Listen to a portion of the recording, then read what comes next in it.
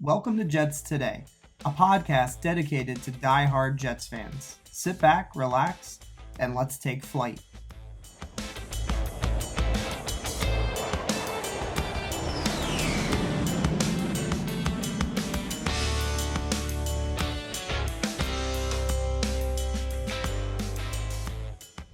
What's going on, Jets fans? Welcome into NYJ Today, and welcome to episode 1 of the Jets Today podcast. I am so excited to be doing this with you guys, and I really do just want to make sure that I start this off by saying thank you for all of the support, and I also want to welcome you to the podcast. You guys are more than welcome to send in your voicemails to the channel. The number is on the screen. It's 347-921-1468. Would be more than happy to involve you in the podcast moving forward. So welcome, and we've got a lot we're going to discuss today. I've got a mailbag. We're going to grade Robert Saleh so far through this point in the season. I have an interview with Eric Crocker, a former New York Jet on a practice squad in 2013, and he does a lot of content on YouTube right now, and he also trains athletes in Arkansas, so we're going to be hearing from him as well. I'm also going to give you my take on Zach Wilson versus Mike White. When should Zach Wilson see the field again? So I'll cover that. Marcus Maye is out for the season. I'll give you my thoughts. We also have Denzel Mims now on the COVID list. He is now in that protocol, and he will potentially miss the game this coming Sunday versus the Buffalo Bills. We'll hit some voicemails, and then we're going to talk about the Bills versus the Jets, and we'll wrap it all up talking about the Jets following 6 opponents after the Jets play the Buffalo Bills. So we're going to get started right now with the mailbag. And the first mailbag is right here on the screen. It says, defense, gotta be the topic. How can you change a culture with performances like that twice in 3 weeks? That was a surrender from the get-go, and it could have been worse than 45. I gotta say, I agree with that take. The defense, we all expected our defensive line to kind of be the anchor for us all season long defensively. We were expecting maybe the secondary to have some struggles, but with the defensive line playing, in that top 10 realm of the NFL, we kind of were hoping and expecting that the secondary would be able to kind of hold their weight in this defense. And right now, our secondary, it might end up being one of the better portions of our defense. The defensive line right now and the linebacking core, they are really, really struggling to defend the run. The mailbag alluded to it. The New England Patriots absolutely gashed us.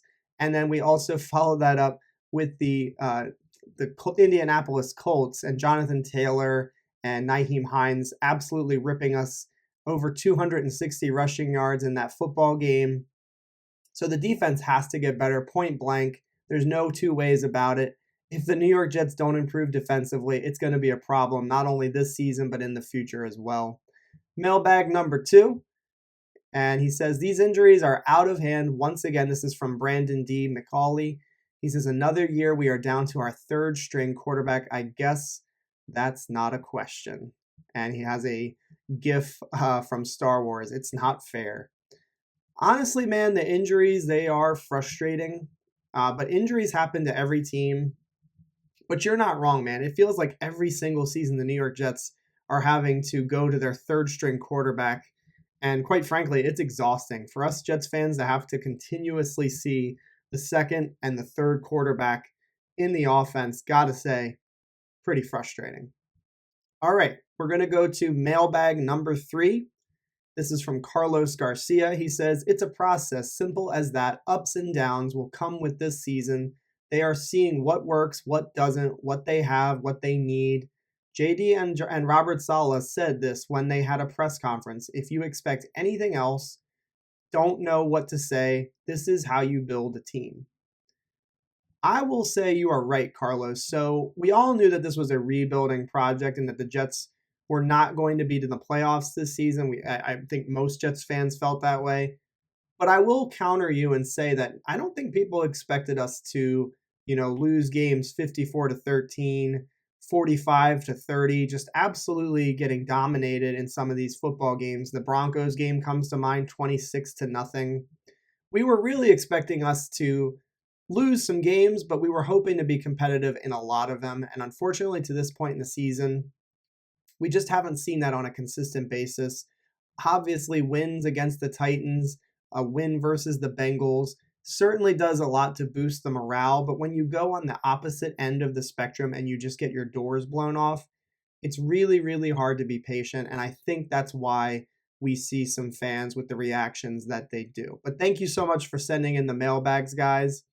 We're going to go ahead and we're going to get to grading Robert Saleh. And I have 3 different criteria that I'm grading him on. The first one is leadership. The second is development of players, of course. And then the third is management of the games. So right now, I'm actually going to give him the most points for his leadership on a scale of 1 to 10. I'm going to actually give him an 8 in his leadership of this football team. We have not seen players quit. The production has not been there defensively and offensively in every game. But I think that the team is playing together and they are working their tails off to improve. So in regards to leadership, I'm going to give him that 8. And I think that as the season goes on, as we get closer to December and even to January, my expectation is that the team is going to start being more competitive week to week. And we're also going to see a few more wins.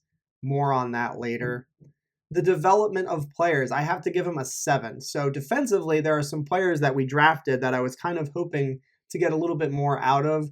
Guys like Hamza Nasruddin come to mind, Jamian Sherwood, who's now on IR. But in retro, when you're thinking about it, though, we have Elijah Moore, who's starting to get in a rhythm. We have Elijah Vera Tucker, who's absolutely been fantastic this season. And then we have our DBs, the guys that have been playing. Brandon Eccles has been a contributor throughout the season. We know that Bryce Hall is starting to look really, really good, potential cornerback 1, and definitely a very, very solid cornerback 2 at worst case scenario. So the development is there for some of these players. And it's going to be, over the course of this season and into next season, that grade can go way, way up in regards to development. And then for management of the games, this is where he gets his worst score. I gave him a 6 out of 10. And so it's not necessarily the fact that he is, not going ballistic on the sidelines, but there really are some scenarios in these football games where we're getting really beaten down, especially that New England game obviously comes to mind. But even in that Colts game, I wish that I had seen Saleh have a little bit more energy when we were down, talking to more people. Like, he is supposed to be the CEO of this whole organization. And on game days, I would really like to see him in the face of some of these position groups, in the huddle. And I know that we don't, as fans, we don't get to see all of this stuff going on the sideline, but it can be frustrating to see him just kind of standing there. So I'm going to hope that as the season goes on, he works on having a little bit of a balance. When the team's winning, of course, go ballistic. I'm all in on that. I love the energy that he provides when we're winning. When we are losing, though, and when things are not going well, he still needs to bring that energy. And so that's the biggest knock that I have for him, is that your demeanor cannot be so polar. It has to be somewhere in the middle. And so my expectation, again, hopefully, as the season progresses, he gets that energy, not negative energy, but just bring that energy. When we're losing in football games, there's really nothing worse than seeing the coach just standing there. So I'm hoping that he works on that as the season goes along. An average of a 7 in his scores, so that gives him a C grade in my book. A lot of people that I talked to on social media, that was the most common score that I saw. I saw a lot of people giving him C's, and then of course you've got some people, giving him A pluses, which I think is very, very generous. And then you've also got the people giving him F's, which I think is far too low for him at this point in the season. I know we want the wins to be there. We're only 2-6, but we're seeing that this team is just not ready to win. So we can't be too critical of Robert Saleh just yet, I think, in my opinion. All right, so the next segment I'm going to be interviewing Eric Crocker. He's going to give you guys his take on the quarterback situation currently and how he sees, whether or not Zach Wilson should be playing now and whether or not Mike White should be playing now. So here, check that out. Eric Crocker, it's good to have you, man. Former Jet. You were on the Jets practice squad in 2013. And I know that you're doing some training right now with athletes. Do you want to talk a little bit about what you've been doing lately? Oh yeah, so I train athletes, typically defensive backs. I have my own like actual like business program where I train all athletes. I mean, I just went to one of my girls had a cross country meet, but obviously my specialties is defensive back, wide receiver work, and yeah, man, like that's my actual. That used to be the thing that like made me the most money. Now it's actually like my podcasting, but Oh, yeah, I'm that's actually awesome. building a 12,000 square foot sports performance facility on my property. So, yeah, that's pretty cool. That is really, really cool, man. And congratulations. That's really awesome. It's always interesting to talk to, players, after their playing careers are over to hear what they're doing. It's just so interesting how there's so many different avenues you can take after your pro career. So really cool. So let's get right into it, man. I saw you on Twitter. You were commenting about Jets fans and how there's a resistance to kind of acknowledging sort of the obvious that Zach Wilson is struggling right now and that, he's not necessarily ready to play, for the New York Jets currently. So I'm going to let you go at it, man. I want to hear all of your takes here in regards to what he's doing right now on the field that gives you alarm and maybe what you think they need to do to help him to develop appropriately, I should say. I actually tweeted out something while watching. I was watching Drew Lock. I was cleaning up. I'm watching Drew Lock, and I'm looking at him, and I'm like, man, it's Drew Lock, dude. He looks familiar. It was his Week 17 game against the Oakland Raiders. And I thought he played well. I was like, he looks good. He's moving around. He's doing all the fun stuff that everybody likes to see with the sidearm throws, and Hmm. he was making throws downfield. Like he looked good. And I was like, he looks like Zach Wilson. Now again, this is pre-draft. Yeah. So I put out a tweet and I asked the question, what is the difference between Drew Lock and Zach Wilson? Because I watched a ton of Zach Wilson throughout this process. Obviously, the 49ers needed a quarterback. So I looked into all the quarterbacks, what I liked, what I didn't like. I didn't watch a whole lot of Drew Lock coming out of Missouri. So I'm watching this game and I'm like, wow, this looks like Zach Wilson. And the main thing I got in response was that Zach Wilson is much better with his decision making and with his accuracy. And my response to that was there's situations in college and like really when as far as what we've seen from Drew Lock, the situations are totally different. Zach Yeah. Wilson, when he was a freshman and sophomore, wasn't that pure, just super accurate, great decision making guy.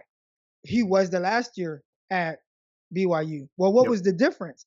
Well, the difference was he didn't play the Washingtons. He didn't play, the big time schools. He mostly played, you know, Texas State, North Alabama. Like, you know what I'm saying? So Yeah. a lot of the things that he was doing, while they were very fun, and I did see all the potential and talent that he possessed, when you talk about decision making and accuracy, it's a lot harder to judge him versus the competition he played against that last year, as opposed to Drew Lock, who one played in the SEC, two was one of the worst teams in the SEC, so he had to play more hero ball, and then three, the next time we see him, he's playing in the NFL with the Denver Broncos, which is the jump to the NFL is more difficult. So every situation has been a more difficult kind of process to be legitimately accurate and a great decision maker when he stepped on the field at BYU, especially that last year, which was by far his best year. His completion percentage jumped up through the roof.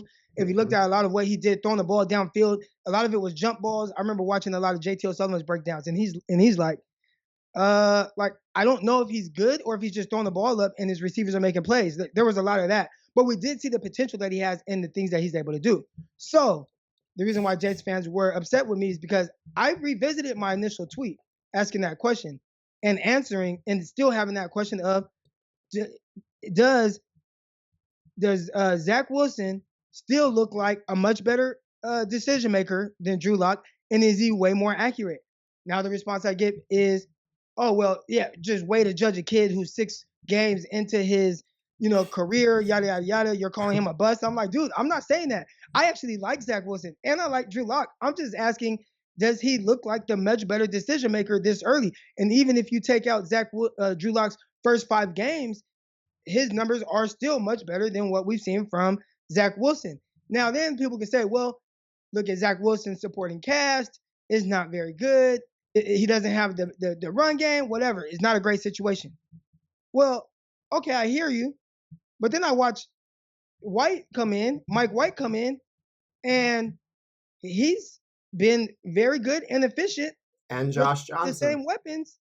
You know what I'm saying? Like with the same weapons, very Yep. efficient. So my question was, what makes one guy more ready than the next guy? Like what makes it to where Trey Lance is not ready and he has to sit a year, as opposed to a guy like Zach Wilson who doesn't look like he's hitting the ground running, right? Mac Jones does, but Right. aside from Mac Jones, we've seen all these other guys really have some like big time ups and downs. I watched one game. I was watching the game against the Patriots, and third quarter, I looked down and Zach Wilson has 4 completions and 4 interceptions, right? So I watched Mike White, and I see him play well. I see him be efficient. I see him have a big time game against the Bengals, and then he came out extremely sharp against the Colts. Mm-hmm. So my question then was, does this mean that really it's Zach Wilson's not ready to play yet, and Mike White is better suited to play right now, while Zach Wilson gets a chance to kind of learn and kind of develop at a more organic pace? Just a couple of things I want to follow up on. I think you're hitting so many things that are really, really important. Like saying that Zach Wilson needs time doesn't necessarily mean long-term success cannot be had. He needs time to develop. And I think that when we see guys who have been in the league for a couple of years, Mike White's been in the league for, I think, 3 years now, 4 years. Josh Johnson's been in the league for a long time, and he had over 300 yards, 3 touchdowns versus the Colts as well. I just feel like the proof it's right there in front of us. These guys have experience in the NFL, and they are executing within the offense. And there's nothing wrong with saying that. I feel like the fans are getting so defensive when we talk about things like that with Zach Wilson obviously needing some time to develop, to learn the game of football, to clean up some of his mechanics. I personally see it as a positive, the fact that we do have somebody that is showing that the offense can be executed with the current, roster that we have, the offensive line, the receivers, the weapons that are around the quarterback. It can be executed. And there was just one other thing I was going to say is that Zach Wilson sitting doesn't mean, again, that he can't turn into the quarterback that we all envision him to be once he was drafted. Right. And I like him. I would have liked him for the 49ers. I think, when people were saying, Patrick Mahomes, Aaron Rodgers, and obviously, he's not going to come into the league being that. But you could see just with the looseness that he has while playing and his willingness to kind of force the issue, you could see, potentially what he can become. Now is just trying to get him to understand, hey, take what they give you. Because even with Patrick Mahomes, and maybe not so much this year, right? This is not a great example, but even with Patrick Mahomes, in his MVP years and things, you could tell he's willing to take what you give him, but then he also can make the plays outside of structure and push the ball down the field and do those things. And I think Zach Wilson is a guy that possesses that same ability. Just clearly right now, we've seen it, right? We've seen the throws down the field to Corey Davis for touchdowns, and you see a lot of the upside and you see a lot of the ability, but it's just inconsistent. How do we get this to just kind of come together and to a point where everything starts to slow down, and he is a better decision maker and he is more consistent with accuracy? I see some of the same things with Zach Wilson, where we've seen the high level plays, we've seen the high level throws, but we've also seen a lot of inconsistencies. But you're not getting, at least through 5 quarters with Mike White, he looks to have a better grasp on what's being asked of him within the offense. And I don't think that's bad for Zach Wilson. I don't, it's like he is a rookie. He has only started 6 or 7 games, right? So of course he's going to go through those things. But I think the thing there is, well, you have a more capable quarterback right now. So what do you do? And the tough thing is they've just thrown Zach Wilson in there. And do you say now, well, we're going to ride with Mike White for the rest of the year and just let the young guy just sit? I don't know if you can go backwards, as opposed to when the 49ers did it, where they just, hey, Garoppolo's our starter, Garoppolo's our starter, Garoppolo's our starter, and Trey Lance. Now, when they do go to Trey Lance, they can stick with that. Correct. I think the Jets kind of made their bed, and it's almost like, damn, we see Mike White playing very well. We see him being efficient. We see him doing all the things that we want this kid to do. But now we got to throw this kid back in there. And I think they're going to try to ride out this whole thing with how long they can potentially sit Yeah. Zach Wilson, because of the injury or whatever, and maybe continue to say that he's not ready. But at some point, he's probably going to be back in there. I want you to talk about the benefit of sitting. So even if it were just for another game or two, we're not talking about, the rest of the season necessarily. He's already missed 2 games, and we're talking about potentially missing this Buffalo game coming up this Sunday. What is the benefit of him having additional time? And is there a benefit? Because some people seem to think that, him not playing is almost a detriment. And I see it kind of a little bit somewhere in the middle and maybe closer to the benefit is in sitting. Why don't you just talk a little bit about that, the benefit of sitting, learning, watching, all of those things? And most people would tell you, well, people learn from doing. Players learn from doing. You're going to have to get these things out of them. But then I've been thinking about the situation, and Kyle Shanahan said something that resonated with me. And he said, all experience isn't good experience. So if you're just throwing the guy in there just to throw him in there because you want him to play right now and get experience, like that's not the way it works. And that might be good for some guys, it might not. So then I started thinking about, all the quarterbacks, right? Like just over the years since Carson Palmer and how they went, or even Peyton Manning, and how they went about their, progressing or maturing as a quarterback. And literally, you've seen every situation happen on one way or another. You've seen every situation where a guy has played right away, and he ended up eventually doing very well. You've seen a guy play right away, and he sucked. You've seen guys sit and do very well. You've seen guys sit and suck, right? Like so I don't think that there's actually one way that's just clearly better than the other. I think ultimately it depends on the coaching staff and what their plan is and their ability to execute that plan. And whatever their plan is for that kid, they just have to make sure that they stick to that plan and don't really deviate from it. And again, that's kind of contradicting some of the things I said earlier about Zach Wilson and now what do you do with Mike White and stuff. But it's what's our plan for this guy? What are our expectations?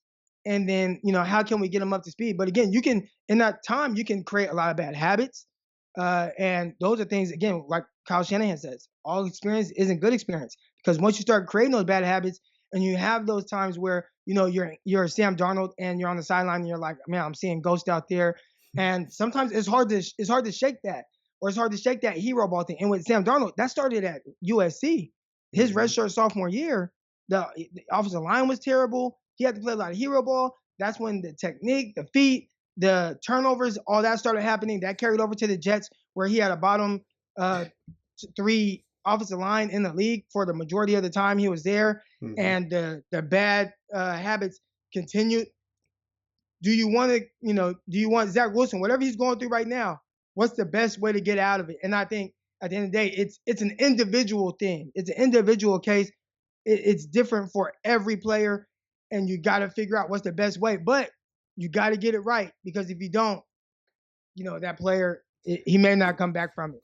I love what you said, case by case situation, and the one that I'll leave you with, and we can let it go after that. But David Carr, not Derek Carr, out of Fresno State, highly regarded. He goes to the expansion, the brand new team, the Houston Texans, and he was getting bullied. They were absolutely plastering him. He led the league in getting sacked. I mean, he was just getting crushed. They had no offensive line, and I think there was a commercial where they made fun of the team, where they put David Carr on the field and there was just the center in front of him. There was no other offensive lineman. So yeah, man, it's like the situation really does mean a lot. The coaching staff that you've assembled and the players that are around you. And think about what they did for his brother, Derek Carr, right? And I remember David Carr. My freshman year, I lived in Fresno. That was when the Bulldogs, Fresno State, they were, and this is my freshman year of high school. Yeah. I lived in Fresno. Bulldogs were, they were like a top 10 team in the nation, right? Then you look, and so Carr, everybody looks at what he's become. Like, he was the man. He's this big 6'4" athletic quarterback with a big arm, and he got ruined by that situation. You look at his brothers, and with the Raiders, remember they played a quarterback over. Who was that quarterback? Schaub, maybe? It may have been Matt Schaub, but whatever quarterback it was, Derek Carr didn't play until later in the year.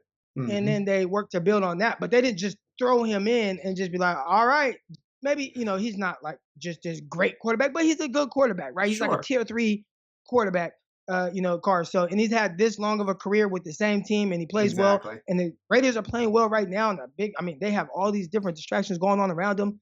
Uh, man, every situation is different, man, and every athlete is different. It's on the coaching staff to have that plan and kind of roll with that no matter kind of what happens. And it's tough though because you see Mike White and you even see Johnson, and it's like, gosh, we're actually not getting that level of play consistently from Zach Wilson. At times, we see it, we see the upside, we see the things that make us encouraged, but it's not there consistently.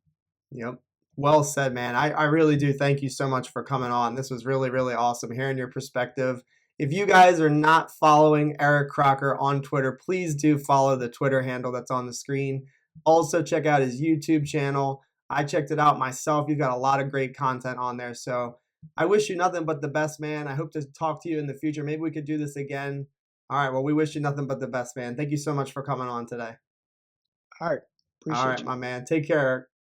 So now that you've heard from Eric Crocker, I'm going to go ahead and give you my personal twists on this Zach Wilson versus Mike White debate.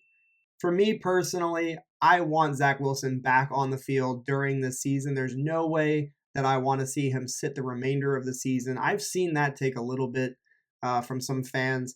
I do not want to see Zach Wilson sitting the rest of the season. I think that's a little bit too much. He's already been on the field, and I think just benching him for the rest of the season is a big mistake.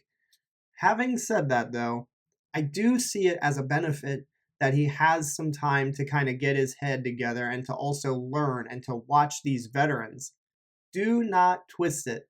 Josh Johnson throwing for over 300 yards, 3 touchdowns versus the Colts, and Mike White throwing for 400 yards versus the Cincinnati Bengals. I guarantee you that that not bothers Zach Wilson, but it should motivate him and it should kind of open his eyes, and he should be able to say to himself, look, what I'm doing is not working. What these guys are doing is working. And Mike White has been in the league for a few years now. Josh Johnson has been in and out of the NFL for a long, long time. He's seeing that these guys are able to make quick decisions, get the ball in the playmakers' hands, not necessarily only in short and intermediate routes, but mostly they're using that stuff to get the ball moving, to get first downs, to get into the red zone, to get across midfield. You know, my personal belief is that Zach is benefiting from seeing these QBs not only play, but playing pretty well, pretty damn well in the offense that we have. So again, moving forward, how long should Zach Wilson be on the bench? Well, right now it looks like he's still very, very questionable in regards to this upcoming game with the Buffalo Bills. If he's even remotely questionable, I think you just sit him. There's no reason to push him out there, even if he's close to 100%. I don't want there to be anything holding him back at all. When he gets back on the field, he needs to be 100% playing without having to worry about his knee. That can really mess with the psyche of a player, and especially a quarterback who can get hit low in the pocket. So personally, I think Zach should sit this week versus the Buffalo Bills. I think that he should get his practice reps because he is back in practice. He's a full participant. Get him those reps again in practice. And then next week, following this game, playing against the Miami Dolphins, it's going to be at home. I think that's when you make the move. And that will have given Zach Wilson almost a month of time to really get not only healthy, but also to get his mind right. Because let's not mince words. Zach Wilson was struggling and he was making poor decisions with the football, holding the football in some cases. And that's okay. He's a rookie. We all know that. So, am I critical of Zach Wilson? Hell no. I still believe very, very much in Zach. He just needs to learn, and I think that that's what this time off will do for him. I do not scoff at the idea of him not only watching somebody else, but also getting those mental reps, man. The NFL, it's a beast to learn. And we heard that from Mike LaFleur in the offseason during training camp. There's a lot of things that these guys need to learn. So if you guys don't agree with me, I would love to hear what you guys have to say in the comments. Just load it up and I would love to hear what you have to say. All right, next thing we're going to go to is Marcus Maye. He is out for the season. This is our third Achilles tendon injury, which is absolutely mind-blowing. Carl Lawson, Jamian Sherwood, and now Marcus Maye, all three out for the season with these Achilles tendons ripping, tearing, whatever you want to call it. The impact is significant for Marcus Maye. Let's not sugarcoat it. Marcus Maye is in a bad spot. He's got legal problems. He's now coming up on 30 years old. And, if the New York Jets decide not to franchise tag him, he's going to be hitting the open market, and teams are not only are they not going to commit to him financially, they're not going to commit to him long term. So if you don't feel bad for Marcus Maye, I think you need to just kind of reevaluate things here. This is a human being that is now impacted greatly from suffering this injury. I also think that we should talk a little bit about the fact that now what do the Jets do? What do they do? Do they let him go? Do they try to re-sign him so that he can rehab and get back to playing football with the New York Jets? I think it's a really, really tough decision to make if you're Joe Douglas, figuring out where to go with Marcus Maye. If you're asking me, I personally would try to re-sign him to a one-year deal, give him an opportunity to get himself back on the football field. And honestly, he's had a pretty rough go of it this season. The play has not been very good. He hasn't made a lot of plays. So give him another chance on a one-year deal. It's not going to be very expensive. And, I think that's like Joe Douglas's calling card is these one-year contracts. He loves to give those out. So assuming Marcus Maye is willing to come back, I think I would definitely make the move and I would re-sign Marcus Maye during the 22 offseason. We're going to wrap this up and we'll get to the voicemails. We're going to talk about Denzel Mims. So he is now on the COVID protocol. And, just go ahead and add this to the crap sandwich that we have been fed with Denzel Mims. It has been all season long, dating literally back to training camp. We've been hearing about how he doesn't know the offense. He had, food poisoning. He lost a bunch of weight.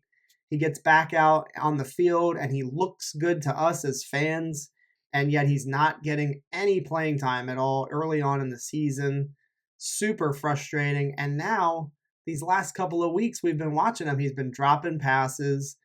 And so, man, I have to say, I'm a little bit disappointed in Denzel Mims at this point in the season.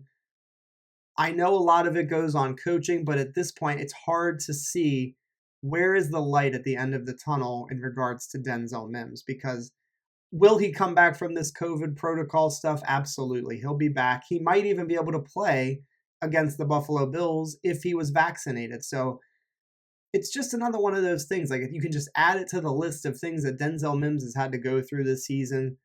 I am a huge believer in his talent, and I think a lot of Jets fans would echo that sentiment. But when he comes back, when he gets back out on the field, we need him to start producing. We can't have drops, on third down. We can't have drops in the end zone. He has to start making more plays. I'll be honest with you, I'm a little bit concerned. I think that the coaching staff being a little bit low on him to start the year, and now things to have kind of progressed as they have, it's alarming. Because if he had made a statement on the field and been making plays, scoring touchdowns these last couple of weeks without Corey Davis, I think then the coaching staff would say to themselves, okay, you have proven yourself, you deserve more opportunities, even when Corey comes back into the fold. At this point, can we sit here and say that he deserves more reps with Corey Davis coming back? And I'm not sure the answer is yes. So I'm still very hopeful. I am a huge believer in his talent, but I am getting very concerned with Denzel Mims moving forward. All right, we're going to go to the voicemails right now. We've got voicemail number 1. This is from Isaac Benjamin. He's going to talk to us about the facts. Hey, NYJ Today. This is Isaac Benjamin calling in here. What's up, Isaac? Leaving some final thoughts on the game, 45-30 loss to Indy. I'm just going to keep it simple, keep it quick, and these are the facts. Facts. Michael Floor, way better in the booth than down on the field. That's a fact. Fact. Elijah Moore, it's going to be who we thought he was going to be. Great draft pick. That's a fact. Running back, Michael Carter, Another fact. Great running back, should be around for a while, does great things. And here's the main fact, which cost us the game. The defense. The defense was horrible. Couldn't stop a nosebleed. Don't know what's going on with that. You show up one day, don't show up the next. Have no idea how they allowed Indy to put up so many points. I don't know if Saleh is just leaving the defense to some of his coaching staff and just hasn't taken over the reins, or he needs to grab the reins and just take control. I don't know what's going on the sideline or with that coaching part with the defense. If it wasn't for the defense, I believe the Jets would have had this game tonight. So those are my thoughts, and those are the facts that I've seen so far. I'm going forward. Go Jets, and love the show. NYJ Today, keep it up, and hope to talk to you soon again, brother. Isaac Benjamin, great voicemail. I agree with all the things. Listen, Michael Carter, he probably has been the most impactful outside of Elijah Vera Tucker in that entire draft class. He has been fantastic. And I was really disappointed in the Indianapolis Colts game when he only had one reception. They had been peppering him with receptions, or with targets, I should say. He had 17 catches in the Bengals game and the Patriots game combined. Get that kid the ball in the receiving game. And Elijah Moore had his best game of the season versus the Colts. He just kind of keeps on, moving on up and, improving week to week. Love to see that development out of him. And then your question about should Robert Saleh maybe take more of a role in this defense. As of right now, he is not. That's the reporting that I'm hearing. And I do think that, for it being only year one of this coaching staff and this new regime, I think it would be a mistake to pull the rug out from under Jeff Ulbrich, if you will. They need to give him time to teach these guys. We know that we lead the league in rookie snaps in the entire NFL. So I think we need to stay patient with Jeff Ulbrich. He's still trying to get these kids to play the way they want. And Ulbrich alluded to that in the presser, this week. He talked about how these guys, especially the linebacking crew, he really pointed out how they were not, going downhill. They were being kind of hesitant on running plays, and they need to be attacking. And they're still teaching that to these kids. And I just think that we got to be a little bit more patient. Thank you so much for the voicemail. We've got voicemail number 2. This is from Kyle Dele, and he is going to talk to us about Josh Johnson. This is Cal Dele. I'm talking about the game that we just lost to the Colts, 30-45. It was a valiant effort by Josh Johnson, a.k.a. Nine God. I remember him, preseason, I thought we should have kept him as a major backup, as a number 2 to Zach Wilson, but we're going to go Mike White instead. Mike White gets a wrist injury, and in comes Josh Johnson. He threw for 300-plus yards, so he did okay for what we asked him. He was down only 2 scores, and the picks hurt us here, the interception hurt us. But overall, hey, that's another quarterback that's cold, fresh off the bench, throwing 300-plus yards. What's Zach Wilson's excuse? Anyway, you know how I say, go Jets, Jets, Jet like baby. All right, thank you so much for the voicemail call. Listen, Josh Johnson really, really impressed me in that Indianapolis Colts game. I think he impressed all of us, to be honest with you. I think the thing with Josh Johnson, it's like I mentioned earlier, having Zach Wilson be able to watch him execute the offense the way he did, huge benefit to Zach, I think, personally. Really will help him. And so I'm just super proud of Josh Johnson. I think we should all be. So moving forward, I hope he doesn't play, because that would mean that those 2 guys ahead of him were injured. But it's really nice to know that we have somebody that really has a firm grasp on the offense. All right, we've got our third voicemail. This is from James from Rochester, and he's going to talk about Wilson versus Buffalo. This is James. I'm calling from Rochester, New York, calling on the tweet regarding whether Zach Wilson should remain on the bench. Thanks for In responding. my opinion, at least for the Buffalo game, I think he should definitely stay on the bench. I don't think you bring him back in just to shake his confidence against one of the top defenses in the NFL. I think after that, I'd be extremely excited to see, based on what Mike White and Josh Johnson did against a couple defenses the past week. But I think for Buffalo, keep Zach on the bench, ride Josh, and see what happens. Thanks, guys. Take care. It's a really interesting take. So I don't think you bench him because Buffalo is such a good defense. I don't think that's the right move. But I do hear what you're saying, that if he goes out there and he just totally is a mess and doesn't play a very good game, that it's gonna mess with his head, man. Because we've seen the last 2 weeks, the offense. Say what you will about the offense, it's been the two most productive games back to back for the Jets in a really, really long time, close to 1,000 yards or something like that, I believe. So, putting him in there to potentially fail, I think is not a great look. And again, the injury risk is too great. I don't want him rushed out there. Make sure he's 100%. And you alluded to it. I There's a lot of things going for Zach Wilson when he comes back. We've got Mike LaFleur in the booth, which we saw was certainly paying dividends, and the creativity and the aggressiveness was all there. And then Beck being on the coaching staff, I think that's a huge benefit to Zach and to Mike White. So moving forward, I'm still really, really excited to see Zach Wilson play. I would rather it be after the Buffalo game. Thank you so much for the voicemail. We've got one from Dean from Rochester as well, and he says we need to potentially have some patience for Saleh. My name is Dean, and I'm a deaf male from Rochester. My primary language is ASL. For this reason, I'm calling through Video Relay Services, whom will voice for me. I would rather see how Robert Saleh will do next year. After seeing this team this year, I would give the grade a D. Mainly, my expectations are actions more than talk. For example, when you go to school, if you fail the test, you just need to study harder. I see that Saleh started off strong, and now Saleh seems overwhelmed at the moment. This shows that his goals are not working as he expected, or he does not know how to rotate plays to win. In worst case scenarios, he might have lost his original touch to keep the team strong. If we look at a former Jets coach, Al Garreau, he had a 9-7 season during his first year. For this reason, I believe Saleh can do better. I'm aware some might say Groh was playing with Bill Parcells' leftovers. I'm pretty much sure we had good guys on the field that were better than players Groh had. Thank you so much, Dean, for the voicemail.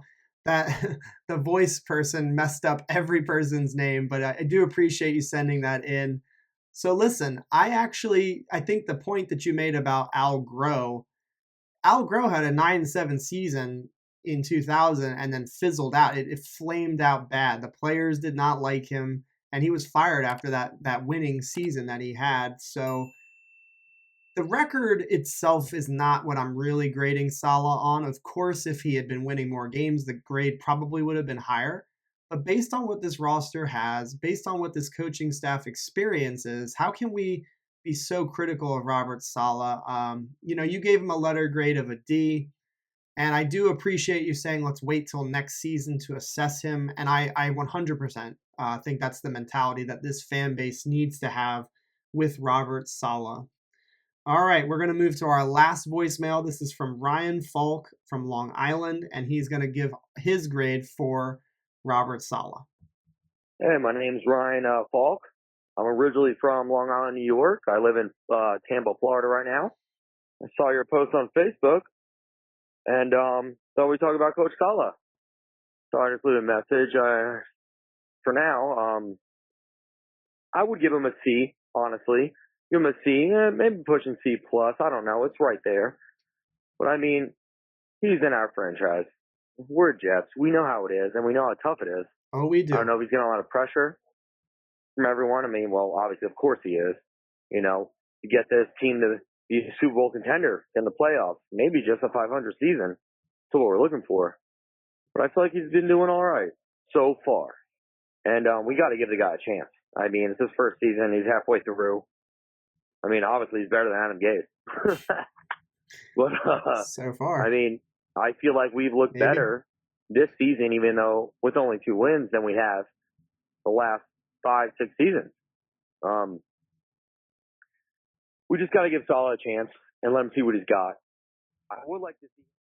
And I will cut it off. Ryan, you did leave me a really long voicemail. Thank you so much for the voicemail, though. You make a great point. The Jets are 2-6 right now. They matched last year's win total. Guys, we were not going to flip the script. We weren't going to have some 10 plus win season this year.